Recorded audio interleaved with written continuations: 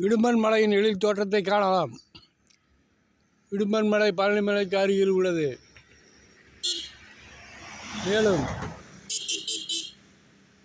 இது பல வகையான பிரசித்தி பெற்றது. இடும்பன் கோயிலில் உள்ள மேலே உள்ள சிலை ஏறக்குறைய 10 அடி உயரம் உள்ளது.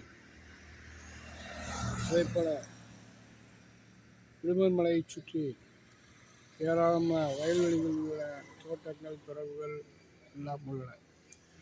இங்கு காணும் இயற்கை காட்சிகள் மிகவும் அற்புதமானவை. இங்கு அனைத்து வகையான மரங்களும் இருக்கின்றன என்றே சொல்லலாம். தென்னை மரம் மற்றும் வாழை மரம், மாம்பழ மரம் மற்றும் அனைத்து மரங்களும் இங்கு உள்ளன. இங்கு பொழுதுபோக்குக்கு அருமையான இடமாகவும் இது பயன்படுத்தப்படுகிறது. இங்கு ஒரு ஓடை சென்று கொண்டிருக்கிறது. இது குளிப்பவர்கள் அதிகமாக இருக்கிறார்கள்.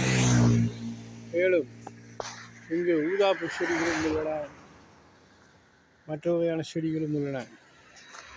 இடும்பன் மலையில் இப்பொழுது ரோப்கார் பணிகள் நடைபெற்று வருகின்றன.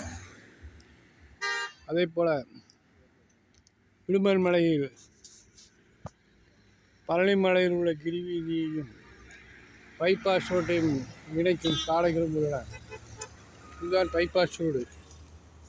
இது ஏற்கனவே சிவகிரிப்பட்டியில் ஆரம்பமாகி சண்முகநீதியில் முடிவடைகிறது.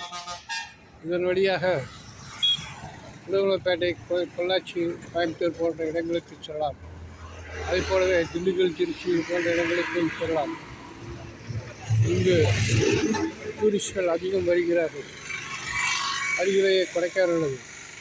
அதனால் கொடைக்கானல் மக்களும் இங்கு வருகிறார்கள். பழனி மக்கள் அங்கு செல்கிறார்கள்.